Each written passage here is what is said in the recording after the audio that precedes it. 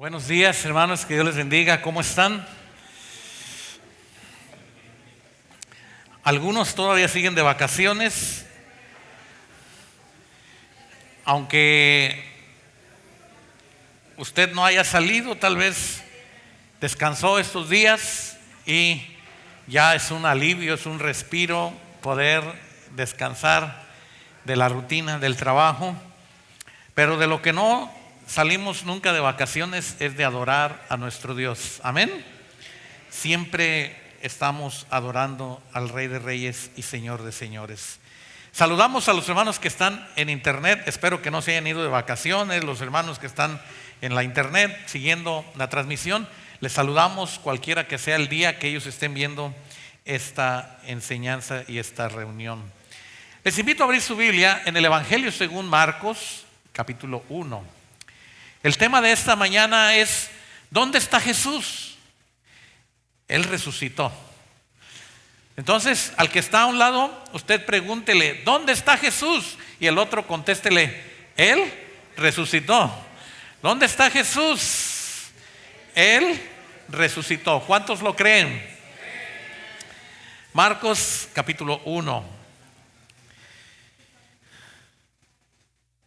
Voy a comenzar hablando de algo que hizo Jesús en el principio y luego lo hizo en el final de Marcos. El evangelista está dándonos una explicación. Vean lo que pasa aquí. Versículos 21. Voy a comenzar ahí, Marcos 1, y voy a comenzar en el versículo 21. Jesús ha llamado a sus discípulos. Esto no está ahí en el versículo 21. Le pongo de contexto. Jesús llama a sus discípulos, los discípulos están con él, y dice la palabra de Dios que entraron en Capernaum y los días de reposo, entrando en la sinagoga, enseñaba. Ahora, quiero que usted se concentre en este momento que Jesús junto con los discípulos entran a una ciudad llamada Capernaum. Y se admiraban de su doctrina porque les enseñaba como quien tiene autoridad y no como los escribas. Pero en la sinagoga de ellos había un hombre con espíritu inmundo que dio voces diciendo: ¿qué tienes con nosotros, Jesús Nazareno? ¿Has venido para destruirnos? Sé quién eres, el Santo de Dios. Ahora, me voy a detener un poquito. Esta historia sucede en Capernaum. En Capernaum dice el autor del Evangelio que llega el día de reposo y el día de reposo estaba santificado, apartado para estar todos en la sinagoga. Se meten todos a la sinagoga, Jesús con los discípulos. Ahora, usted se va a dar cuenta que dentro de la sinagoga hay un hombre con espíritu ¿qué? Inmundo. Y esto nos sirve para que usted siempre recuerde que no todo el que está en la iglesia es salvo. No todo el que está en una reunión es salvo. ¿Sí? Porque a veces damos por hecho de que todos los que estamos en una reunión somos salvos. No, hay un hombre con un espíritu inmundo.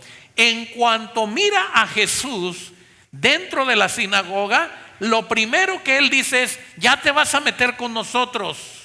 ¿Qué tienes, Jesús Nazareno, con nosotros? Déjanos en paz. ¿Has venido a destruirnos? Y está la multitud en la sinagoga. Y dice el versículo 25 que Jesús les reprende con autoridad diciendo: cállate y sal de él. Y el espíritu inmundo, sacudiéndole con violencia y clamando a gran voz, ¿qué hizo? Salió de la persona. Y lea conmigo el versículo 27 y 28. ¿Qué dice? Y todos, ¿qué es esto? ¿Qué nueva doctrina es esta?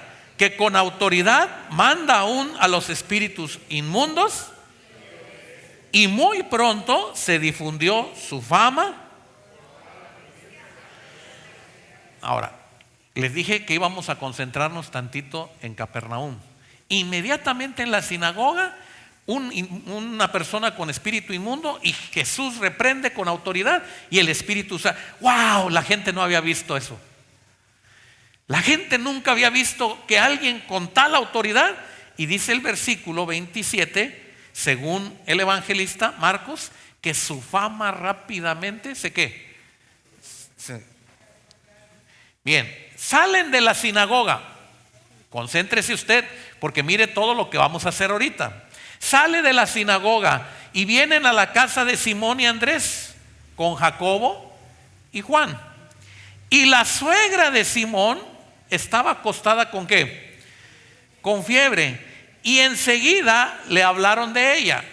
Ahora, usted me va a decir, ¿por qué? Jesús acaba de reprender a un hombre que tiene espíritu inmundo y al espíritu le reprende, el espíritu sale y ellos dicen, si un espíritu salió, que no pueda sanar una enferma de fiebre. Y le hablan a Jesús de la mujer, la suegra de Simón, Pedro. Y dice el versículo 31 que entonces él se acercó, la tomó de la mano y ¿qué hizo? Inmediatamente le dejó la fiebre y ellas ¿qué? Otro milagro. Capernaum. Espíritu inmundo reprendido. Fiebre en la suegra de Pedro, sale inmediatamente. Cuando llegó la noche, estoy en el 32, todavía estamos en Capernaum. Cuando llegó la noche, luego que el sol se puso, ¿qué pasó? Le trajeron todos los que tenían ¿qué? Enfermedades. Miren aquello, ¿cómo se imagina usted? Un mercado. Cojos, rencos, dolor de cadera, dolor de espalda, dolor de huesos, dolor de cabeza, afónicos, tos, gripa, fiebre, lo que usted se quiere imaginar de enfermos. Pero no solo enfermos, sino que dice que cuando el sol se puso, le trajeron también endemoniados.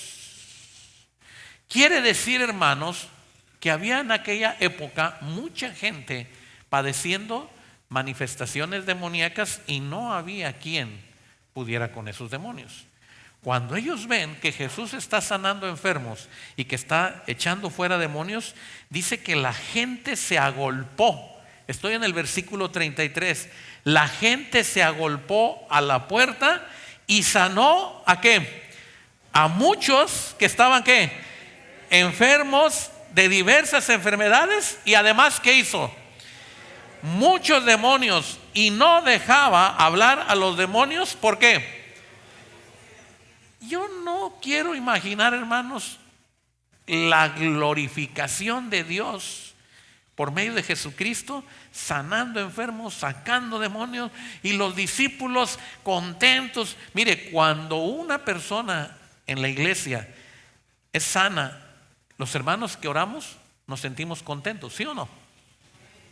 Cuando usted le invitan a orar por alguien y usted sabe que esa persona estuvo enferma al borde de la muerte y usted oró y le dicen, fíjate que la señora fulana se sanó, usted siente gratitud. Ahora imagínense ver uno y otro y otro y otro y otro, que Jesús reprende demonios, salen demonios, que Jesús sana enfermos y la gente se va aliviada. No puede usted imaginarse el gozo que había en los discípulos.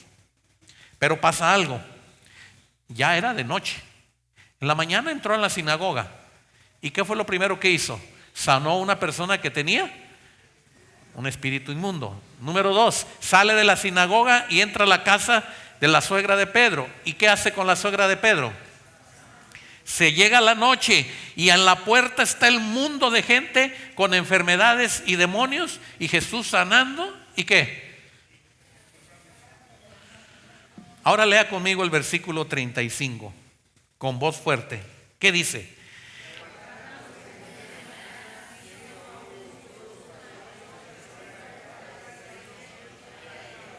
Otra vez lo vamos a leer. ¿Qué dice?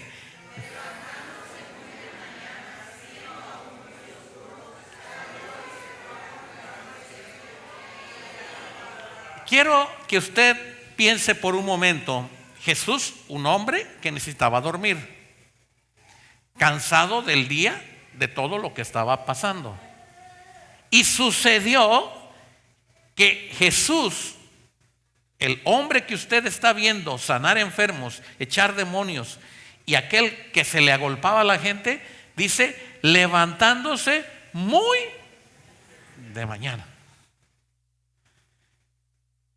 Hermanos, no es casualidad que Jesús resucitara muy de mañana. No es casualidad. Levantándose muy de mañana, siendo aún muy oscuro, salió y se fue a un lugar desierto y allí oraba. Ahora vean lo que pasa en el versículo 36. Y le buscó ¿quién? Y los que con él. Ahora imagínense esta escena. Van al cuarto del Señor Jesús, van al lugar, van al aposento, van al catre, a la cama, al piso, y lo primero que dicen es, ¿dónde está Jesús? En el baño. Ve, fíjate, está en el baño. Estoy haciendo una representación que no está aquí. Y fueron al baño. Jesús, ¿estás ahí? ¿Estás bañando? ¿Estás en el? A lo mejor se salió de la casa. A ver, busquen afuera, busquen en el establo, busquen. Y empezaron a buscar ¿a quién? A Jesús. Y no lo encontraron. Ahora, ¿cuál es la preocupación de Pedro? Simón, porque estaba Simón y los discípulos con él. Y hallándole, versículo 37, le dijeron, todos, ¿qué? Te buscan. Otra vez, todos. ¿Dónde está Jesús? Orando. Se fue de aquel lugar. Y Pedro y los discípulos lo buscan. Y no lo encontraban hasta que encuentran a Jesús allí orando. Hermanos, querían más milagros, ¿cierto o no? Querían que la gente fuera sana, ¿sí o no? Querían más gente endemoniada. A lo mejor ya estaba la fila larga. Y Pedro decía, ya repartí los boletos. ¿Cómo que ya repartí? Y el Señor no está. No voy a decir que cobró, ¿verdad? Pero vamos a pensar que la gente ya estaba ahí esperando y la preocupación de ellos, ¿y dónde está Jesús? Ahora, quiero que vaya al final del Evangelio de Marcos. Y voy al capítulo 16, Marcos 16. Después de Marcos 16, ¿qué sigue? No hay Marcos 17. Bueno,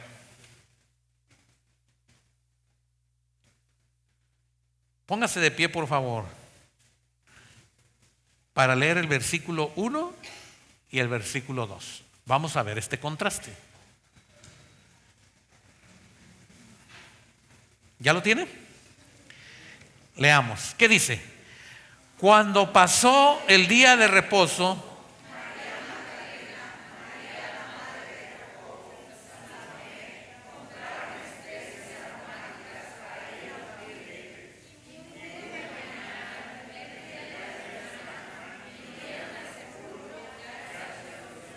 puede sentarse. Ahora,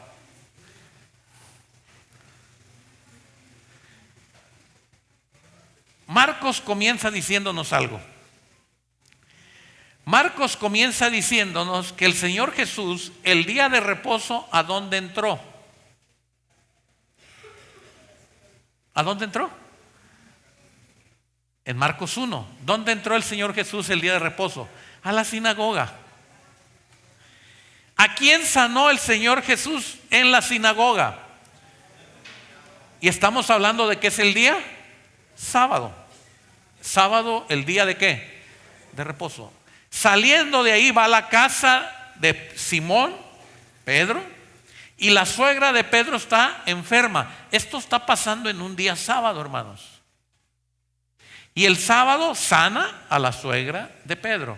Por la noche él recibe muchos enfermos, muchos endemoniados, y a todos los sana y reprende a los demonios. Jesús se va a acostar el sábado por la noche. El domingo, el primer día de la semana, Pedro no encuentra a Jesús. ¿Dónde está Jesús? Porque se fue muy de mañana el Señor Jesús. Ahora usted ve a Marcos 16 y pasa lo mismo. Jesús muere el viernes. El sábado es el día de reposo. Tienen que apurarse para sepultar a Jesús, porque estaba pronto el día de reposo, y en el día de reposo no se podía sepultar a nadie. Y sepulta. Dice la Biblia que José de Arimatea pidió el cuerpo de Jesús para ponerlo en la tumba. Ese mismo sábado, al día siguiente, primer día de la semana, muy de mañana, las mujeres salen a buscar ¿a quién? A Jesús. Muy de mañana. Hermanos, no es coincidencia. El tiempo de Dios siempre es y ha sido perfecto. Dios se ha revelado no solo a una, muchas veces, de muchas maneras, y en todas Dios manifiesta lo mismo, que Él tiene el control de todo. David, en el libro de los Salmos, usted va a encontrar a David que la manera en que él nos relata su relación con Dios es que él dice: no hay mejor momento para buscar a Dios que de mañana. El Salmo 5. ¿Y qué dice el Salmo 5? Oh Jehová, de mañana oirás mi voz. De mañana. David es uno de los adoradores de Dios que le encanta buscar al Padre de mañana. El Salmo 62 dice: temprano yo te buscaré. Mi alma tiene sed de ti. Cuando nosotros, hermanos, vemos que pasa el primer día de la semana y alguien está buscando a Jesús muy de mañana, el primer día, tiene una similitud con lo que hoy hicimos nosotros a las 6 de la mañana y con lo que hacemos todos los domingos cuando venimos a la iglesia. Venimos por la mañana, venimos al lugar a encontrarnos, a tener un tiempo de adoración en el lugar que se ha apartado para adorar y gozarnos con el Señor. ¿Cuántos dicen amén? Cuando entraron al sepulcro, estoy en Marcos 16:5, vieron a un joven sentado al lado derecho, cubierto de una larga ropa blanca, y se espantaron. No habían dejado a ese hombre ahí, habían dejado un muerto. Y vieron a un hombre joven sentado.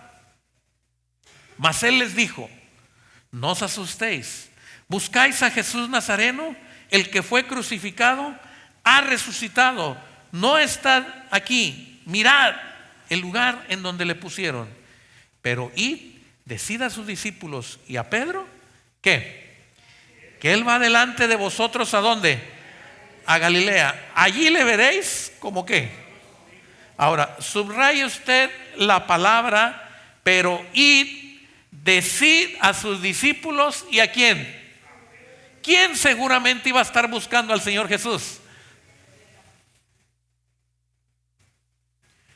¿Y si andaba Pedro buscando a Jesús?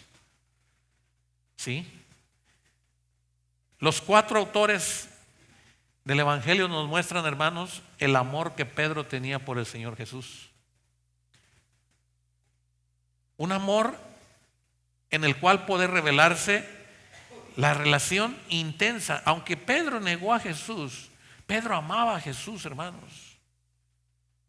Le tiene que decir el Señor: Pedro, ¿me amas? Pedro, ¿me amas? Pedro, ¿me amas? El evangelista nos está diciendo, hermanos, que hay alguien que iba a estar interesado en saber dónde estaba Jesús. Pedro siempre fue una de las personas que esperaba bastante del Señor Jesús. Y al mismo tiempo Pedro se desilusionó cuando Jesús murió. Y fue uno de los que dijo: me voy a pescar. La gente se quedó ahí esperando que... Ahí hubo cojos, hubo tartamudos, hubo ciegos, hubo sordos, hubo gente enferma, y ya no le pudimos dar atención porque Jesús murió. El Señor Jesús sabía que Pedro le buscaría, y que Pedro le buscaría para saber de él.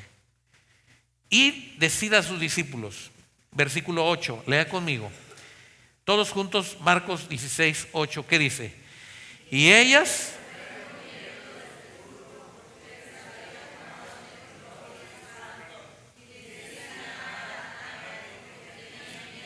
Bien, ahora vamos al siguiente punto.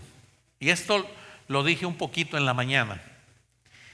¿Por qué estas mujeres salen huyendo del sepulcro? ¿Por qué estas mujeres tienen temblor y espanto? ¿Por qué estas mujeres tienen miedo?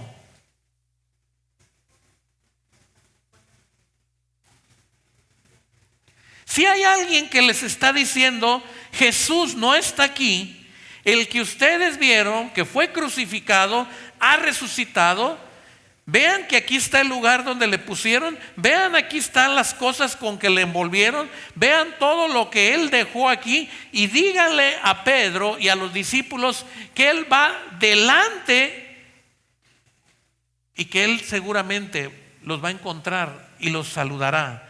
Y hermanos, la reacción de ellas ante la resurrección de Jesús es huir, temblar, espantarse y tener miedo. Y quiero hacerle una pregunta.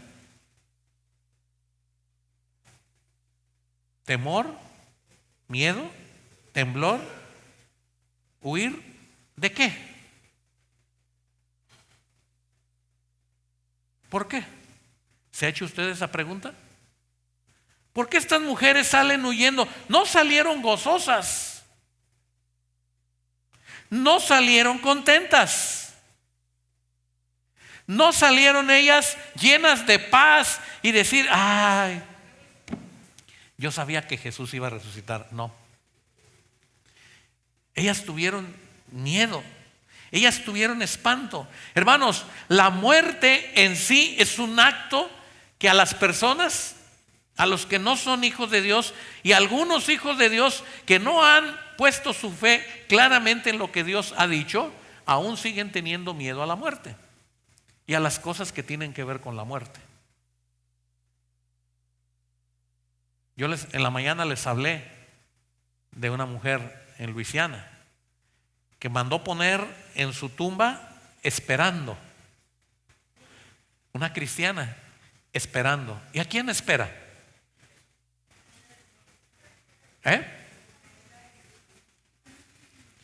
Al Señor Jesús. Cuando usted va a despedir a una persona cristiana que está agonizando, ¿qué le dice usted? No te mueras. ¿Qué voy a hacer? Cuando usted tiene miedo a la muerte. Pero cuando usted está seguro, usted le puede decir, mira, hazme un campito allá porque yo también voy para allá. ¿Cuándo? No sé. Pero ya tú vas a la patria celestial. Te me estás adelantando. ¿Y cuánto tiempo se nos está adelantando? Para el Señor dice la Escritura que un día es como ¿qué? 1000 años es como un día. Usted no va a vivir 1000 años. Y de repente su familiar pasaron unas horas, ¡pum!, llegó usted al cielo. Se le adelantó. Cuando usted está seguro de lo que usted ha conocido de Jesús, usted no puede tener miedo, ni temblor, ni espanto, porque usted sabe que un día aquel a quien usted ve morir, y a usted mismo y a mí cuando me sepulten, un día el Señor nos ¿qué? Solo algunos están llenos de fe. ¿Qué va a pasar? Y ustedes dicen, pues no sé. ¿Y cómo será eso? Pero si hace 40 años que mi familiar murió. La palabra de Dios es clara, hermanos. Y el Señor dice que un día en las nubes aparecerá con voz de mando, con trompeta de Dios. Y ante el sonido de la trompeta los muertos en Cristo resucitarán primero. Ellas no supieron, tuvieron en su mente muchas cosas que no entendieron. No asimilaron la muerte de Jesús, tampoco asimilaron la resurrección del Señor Jesús. Y vean lo que pasa, versículo 9.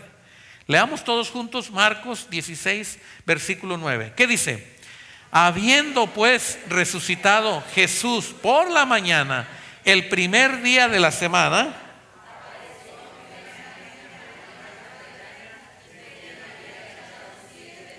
versículo 10, yendo ella,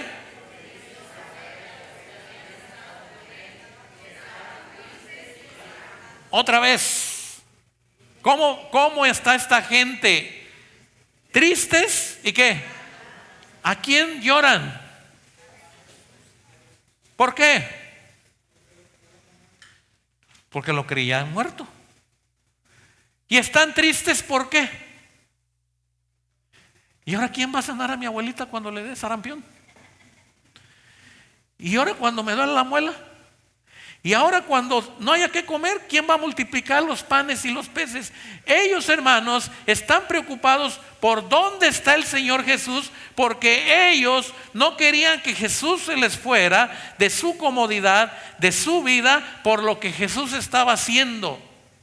Pero Jesús les dijo, es necesario que para que ustedes vayan allá a donde yo tengo un lugar para ustedes, es necesario que yo muera. Pero ellos no lo entendieron. Hermanos, y muchos cristianos, ese es el punto número 2 esta mañana. Muchos cristianos creen en Jesús, aman a Jesús, siempre y cuando Dios les ayude en todo lo que pasa en esta tierra. Y nadie está contento pensando en la muerte. Y nadie es feliz pensando en la muerte. Y nadie se quiere morir. Nos da miedo hablar de la muerte. Tengo un amigo que es, no sé cómo se le llama esa palabra, pero creo que es paranoico. Usted le empieza a platicar una enfermedad y empieza a sentir la enfermedad. No sé cómo se le llama eso. Hipocondriaco. A la hermana. Gracias, hermana. Y si le habla a usted de muerte, se le baja la presión, se le sube la presión, se le reseca la boca y dice, cállense, cállense, ya, no hablen de eso, ya. Nunca puede leer un periódico en las noticias de la nota roja porque siente que se va a morir. Hermanos, hay cristianos que todavía sienten temor, temblor y huyen de la muerte. Qué bueno que tenemos medicina y médicos. Pero cuando nosotros no hemos entendido lo que Jesús dijo, entonces nosotros nos estamos figurando que morirnos es una desgracia. Y por eso esta gente estaba triste y llorando, porque ellos no creyeron que Jesús resucitaría como les había dicho. Y Jesús les aparece. Y vean lo que dice el versículo 11. Voy a confirmar lo que le acabo de decir. Cuando oyeron que vivía y que había sido visto por ella, hasta parejito se oyó. No le creyeron. ¿Qué parte no creyeron? ¿Por qué? Porque, hermanos, es más fácil no creer que creer. ¿Sabía usted eso? Le está platicando usted algo a alguien y dice, no te lo puedo creer. Y le sigue usted platicando, no, nomás porque me lo estás diciendo tú, pero yo no lo puedo creer. Y así hay muchos hermanos que escuchan al predicador aquí y salen y pues el pastor habrá dicho lo que pues yo no lo puedo creer. Es más fácil ser incrédulo que creyente. Y aún hay cristianos, hermanos, que hacen cosas de cristianos pero no creen. La resurrección es algo que debemos nosotros atestiguar. ¿Escuchó usted? Es algo que nosotros tenemos que atestiguar. Miren, le voy a decir algo. Una de las cosas que hicieron los sacerdotes de aquella época fue sobornar a la gente para que dijeran que Jesús no había resucitado. Ellos pagaron para decirle a la gente, digan que los discípulos en la noche vinieron y los soldados, como son de palo, de plastilina. ¿Sabe usted, hermanos, que Pilato mandó poner una guardia en la tumba? ¿Y sabe por qué mandó poner una guardia en la tumba? Porque los sacerdotes dijeron: no vaya a ser que los discípulos se roben el cuerpo y digan que Jesús, ¿qué? Le tenían miedo a la resurrección del Señor Jesús. Y cuando el Señor resucitó, ellos sobornaron a los soldados. ¿Y saben cuál era la pena de muerte que enfrentaba cada soldado? La enfrentaba cada soldado cuando desobedecían una orden o cuando no hacían su trabajo. Era pena de muerte. Y si la compañía que Pilato puso ahí, 4, 6, lo más que podían poner una guardia eran 16. Si ellos fallaban en su trabajo, era pena de muerte. Así es que ¿cómo cree que los soldados iban a decir: nos quedamos dormidos? Nos robaron los discípulos, robaron a los soldados. Y hermanos, hoy en día hay algo que se llama oficinas, notarías públicas. Y los que cuidan esas oficinas tienen que garantizar, dar fe de lo que ellos oyen y de lo que ellos ven. Y a usted le hacen una escritura cuando usted compra una casa, porque ellos dan fe de lo que ven, de lo que oyen, de lo que están teniendo entre sus manos, y dicen: yo, el notario, la notaria pública, doy fe. Usted y yo hemos sido llamados a dar fe de la resurrección ¿de quién? De Jesucristo. El mensaje ya nos llegó. Pero ¿cómo nosotros vamos a dar fe si no creemos en la resurrección? Para creer en la resurrección tenemos que creer en la muerte. Y para que nosotros seamos testigos de la resurrección, tenemos que morir para poder ser resucitados. ¿Por quién? Era un pleito en aquella época. Los saduceos, los fariseos, los judíos no creían en la resurrección. Y los discípulos están igual. Versículo 12. Estoy en Marcos 16, versículo 12. Pero después Jesús apareció en otra forma a dos de ellos que iban camino, ¿dónde? Yendo al campo. Ellos fueron y lo hicieron saber a los otros, y ni aún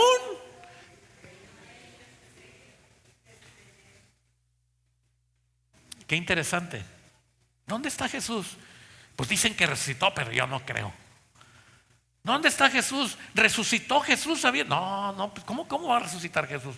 Hermanos, los propios cercanos de Jesús no creyeron. No creyeron. Usted y yo tenemos, hermanos, que proclamar que Jesús resucitó hasta el último día de nuestra vida. Hoy vamos a celebrar la cena del Señor y tenemos que recordar, sí, que Jesús murió, pero tenemos que hacerle a la gente saber que Jesús resucitó. Y usted y yo somos prueba de ello. Tenemos que ser testigos fieles de la resurrección. No hay más. No hay manera de probar con la ciencia como la gente quisiera. No hay manera de probar con libros dados por fe, con los notarios públicos, porque el único libro que hay, la Biblia, la gente no cree. La única manera que usted tiene y yo tengo de hacer notar hoy, 2000 años después, que Jesús resucitó, es que usted diga: yo soy la resurrección de Jesús. Yo estaba muerto, yo estaba condenado a morir en pecado, yo estaba en la oscuridad, yo estaba en las tinieblas, y Jesús me trajo de la muerte a la vida. Y yo creo que Dios es un Dios vivo, y yo creo que Dios está en mí, y yo creo que Dios está en mi familia, y yo creo que Dios es real. Y cuando usted testifica así, usted está creyendo a la resurrección de Jesucristo. Usted tiene que proclamar como testigo fiel la resurrección. Cuando la gente le pregunta: ¿dónde está Jesús?, inmediatamente usted ¿qué dice? Tengo un amigo que vino aquí a la iglesia, y yo no le quería preguntar qué le había parecido la iglesia, pero él me dijo, me llamó la atención que no hay ni un santito.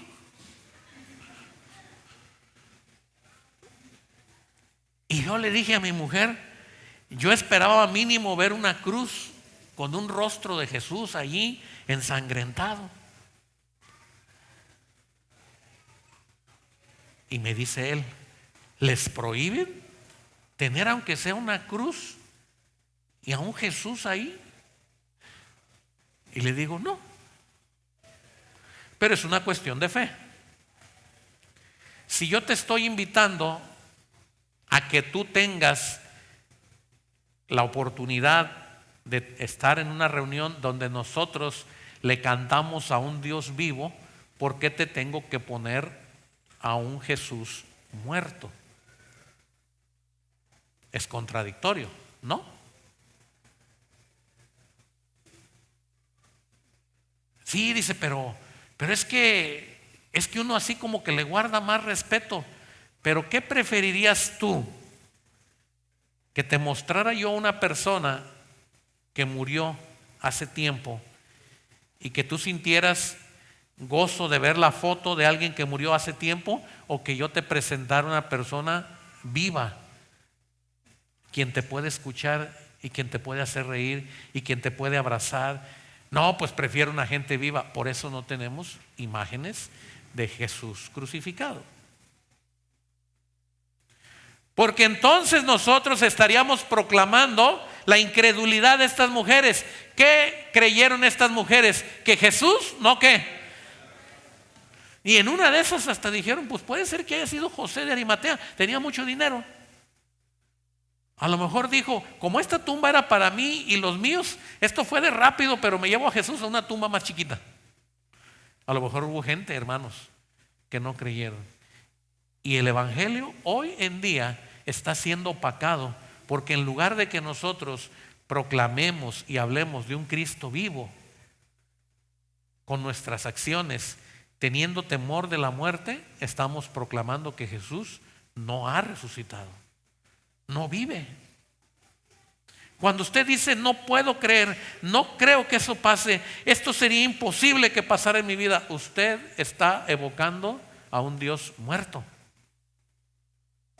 Quiero preguntarle algo. ¿Se acuerda usted de la hija de Jairo en la Biblia? Obviamente no Jairo, un señor aquí, pero ¿recuerda usted la hija de Jairo? ¿Qué pasó con la hija de Jairo? Murió. Y dicen que todavía estaba calientita. ¿Y qué hizo el Señor Jesús con la hija de Jairo? La resucitó. Y luego va con la viuda de Naín. ¿Qué pasó con la viuda de Naín? ¿Quién sabe? Dice, yo ni he visto la Biblia. En la Biblia está la historia de la viuda de Naín. ¿Qué pasó con la viuda de Naín? ¿Alguien me puede decir? Nadie. Estamos reprobados. ¿Qué pasó, hermanos del instituto? ¿Qué pasó con la viuda de Naín? ¿Quién murió? Su hijo. Murió su hijo. La hija de Jairo acababa de morir. Recién acababa de morir. Y el Señor Jesús la resucitó. La viuda de Naín tenía un hijo y el hijo muere. Y el Señor Jesús tarda un poquito, pero resucita al hijo de esa viuda. Y luego viene Lázaro. Ese sí lo conoce usted. Bueno, en la Biblia, obviamente. ¿Cuántos días tenía Lázaro muerto? Y Jesús llegó. Y la gente vio que resucitó a la hija de Jairo, recién había muerto. Que resucitó al hijo de la viuda de Naín, que ya hace unas horas había muerto. Que resucitó a Lázaro, que 3 días estaba en la tumba, pero no creyeron que Jesús tenía poder para resucitar él. ¿Qué dijo el ladrón en la cruz? Si eres hijo de Dios, sálvate. ¿Y qué? Ahora le voy a cambiar. Si eres hijo de Dios, Ya resucitaste a la hija de Jairo, ya resucitaste al hijo de la viuda, ya resucitaste a Lázaro. ¿Qué? Resucita. Y cuando la gente viene y les dice, Jesús resucitó, ellos dijeron, no puedo creer. No puedo creer. Voy a contarles una historia rápidamente, porque vamos a celebrar la cena del Señor. Había una tribu en una isla lejana y todos cayeron en una epidemia y todos necesitaban vacunas. Y la isla estaba separada de un río. Esa es una historia real. Y ellos no querían ir al hospital que estaba cruzando el río, porque ellos creían que en el río había espíritus malignos y que si ellos ponían sus pies en el agua, los espíritus malignos los iban a absorber. Y ellos preferían morir enfermos que cruzar el río y vacunarse. Entonces llegó a los oídos de un misionero esta historia.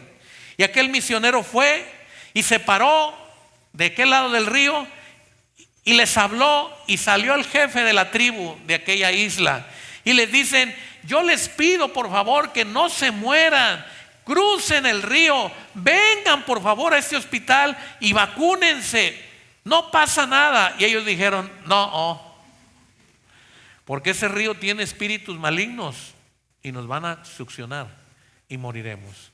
Entonces dijo él, ya sé, tengo una idea. Miren, acérqueme a toda la comunidad, voy a hacer algo. Y agarró las manos y las metió en el agua y dijo, miren, no me pasó nada.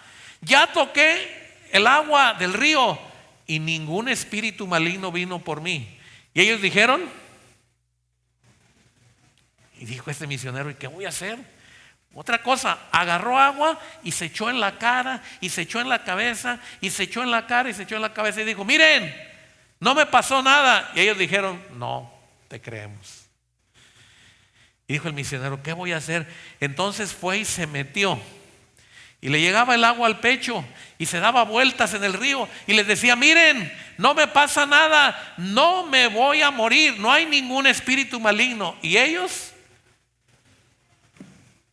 dijo este misionero, qué duros son estos de creer. Entonces dijo, voy por el último. Y se sumergió y aguantó la respiración y salió y dijo, miren, no me ha pasado nada. Entonces creyeron y cruzaron el río y todos los habitantes de esa isla fueron vacunados y vivieron. Jesús hizo algo similar, hermanos. Marcos 16, primero les dijo a las mujeres, ¿y qué pasó? No creyeron, se mojó las manos, no creyeron. Luego apareció a una mujer que le habían sacado 7 demonios, se echó agua en la cara, ¿y qué? No le creyó. Luego se encontró a 2, y ese es cuando Jesús, ¿qué? Le llegó el agua al pecho. Mandó a esos 2 a decirles, Jesús ha resucitado. ¿Y qué? Y no le creyeron. Finalmente, y llegamos al final, versículo 14. Finalmente, ¿qué hizo? Se sumergió el Señor, ¿verdad? Se apareció ¿a quién? A los 11 mismos, estando ellos sentados a la mesa, y subraye usted, y les reprochó su incredulidad y dureza de corazón, porque no habían creído a los que le habían visto resucitado. No vaya a decir amén. Y ese reproche puede ser para ti y para mí, hermano. Porque a lo mejor nos interesa mucho que Dios nos dé, que Dios me dé paz, que Dios me ayude, que Dios me bendiga, que Dios me cuide, Pero Dios está interesado en que tú seas testigo fiel de su muerte y su resurrección. No tiene el Señor Jesús otro encargo para ti, para mí, hasta que Él venga, que tú y yo prediquemos que murió y que resucitó. Hay de aquel si cree o no cree. Pero si tú lo estás anunciando es porque tú has creído en el Evangelio de Jesús, que Cristo resucitó.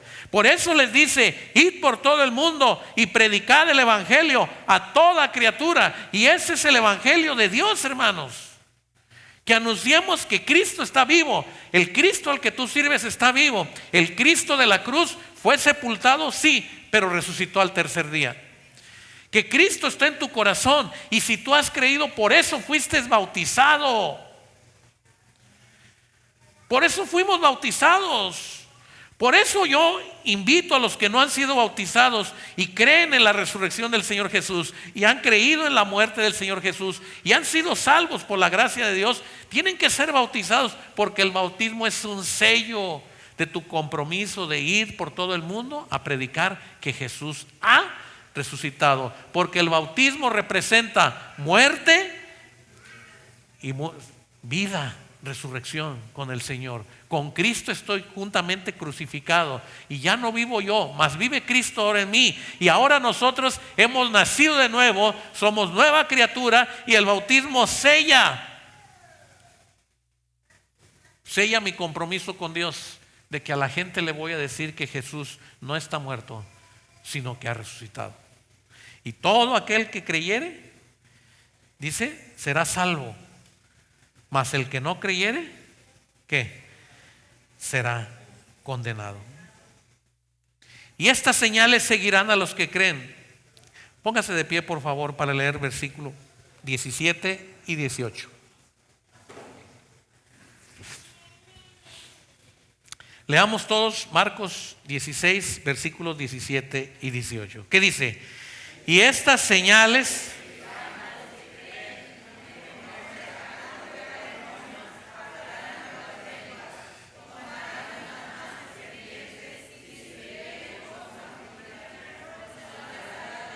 sobre los enfermos.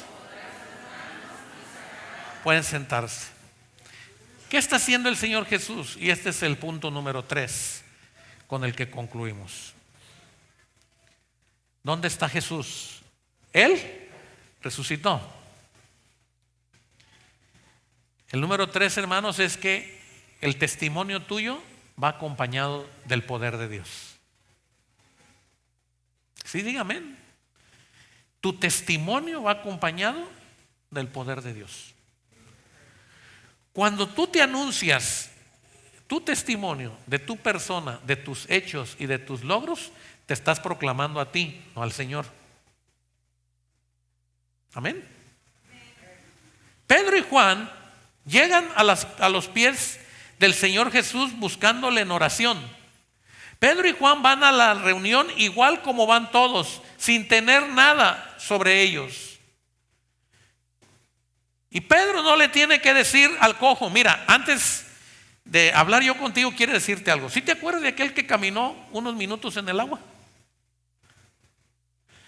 Y quiero decirte, te cuento mi experiencia cuando me bajé del barco.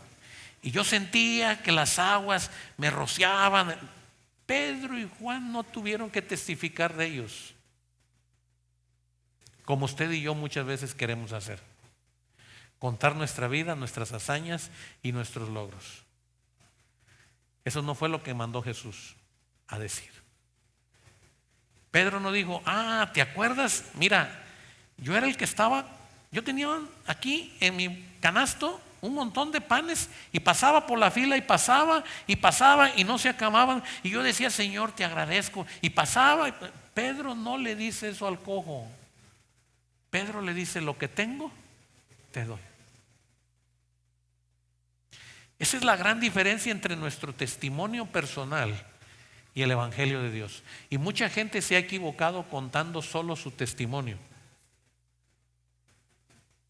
y se le ha olvidado el Evangelio de Dios. Usted nunca va a encontrar a Pedro predicando cuando caminó sobre el mar, ¿verdad que no? Usted nunca va a encontrar, les voy a contar cómo sanó a mi suegra. Fíjense bien. Y el Señor entró y yo vi que le puso, Pedro jamás contó lo que Dios hizo con él, con su suegra, en la barca. Pedro solo se limitó a decir: a ese Jesús al que ustedes crucificaron, al que ustedes rechazaron, a ese Jesús que vino enviado como el Hijo de Dios, ese es el único que puede traerles salvación y puede librarles de todo mal. Pedro entendió la gran comisión. Tu testimonio, mi testimonio no sirven, hermanos. Ese es el fruto de la gracia de Dios. Ese es el fruto del Evangelio. Lo que Dios te manda a ti y a mí hacer es que proclamemos que Él está vivo. Y cuando alguien tenga duda de que Dios está vivo, los milagros y el poder de Dios te acompañarán para que la gente crea. Aquí lo dice. Y estas señales seguirán ¿a quién? No dice que tú sigas las señales, ¿verdad que no? Al que cree y habla de Dios, al que cree y habla de la muerte de Jesús, al que cree y habla de la resurrección, las señales vienen cerquita de él.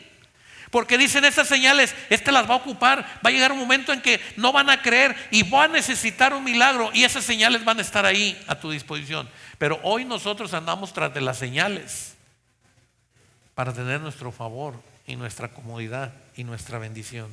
Jesús nunca dijo eso. Jesús dijo: en mi nombre ustedes van a echar fuera demonios cuando ustedes proclamen que yo estoy vivo. Y cuando ustedes digan: esto no sale más que con el poder de Dios, y la gente diga: no te creo, bueno, voy a pedirle a Dios que salga el demonio de él, y la señal vendrá de parte de Dios para revelar que al Cristo que tú crees y en el que tú oras está vivo. Amén. Y cuando tú dice: tomarán serpientes, beberán cosa mortífera y no les hará daño, quiere decir que el milagro, hermanos, vendrá cuando tú te des cuenta que aún estés en medio del peligro y en medio del mal, tú no vas a tener problema de enfrentarlo, porque tú ya conoces tu destino final.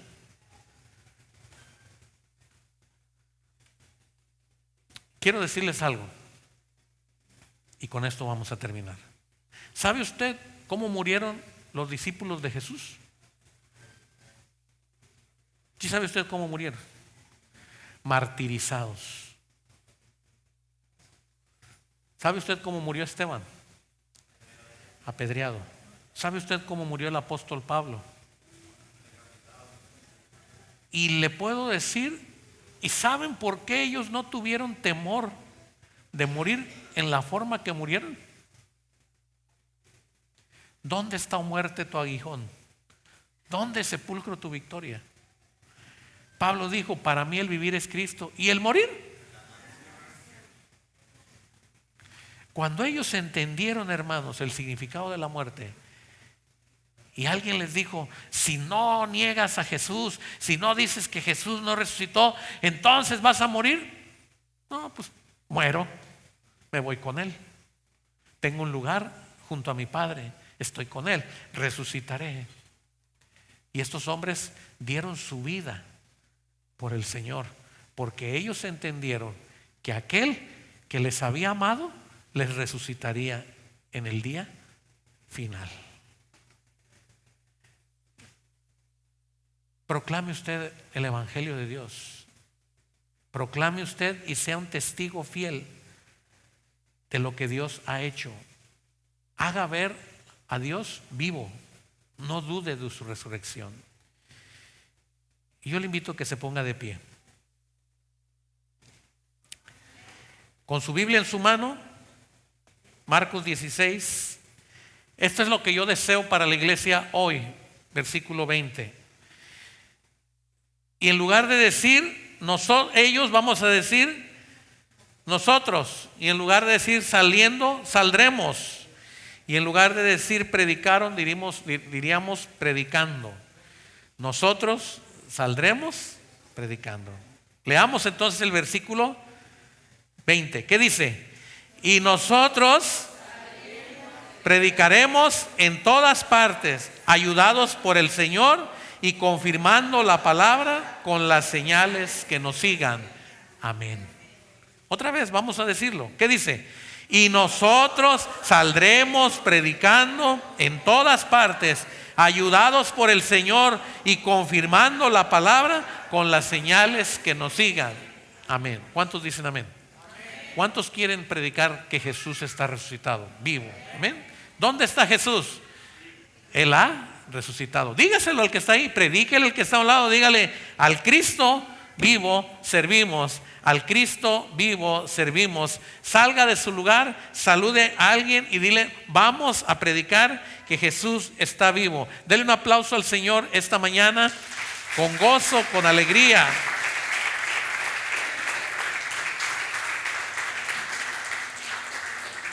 Vamos a orar, hermanos. Vamos a orar. Padre, hemos aprendido esta mañana que tus planes siempre fue dejar este mundo para encontrarse con tu Padre allá en el cielo. Lo hacías muy de mañana, todos los días, buscando al Padre, siempre buscando la aprobación de lo que hacías en la tierra.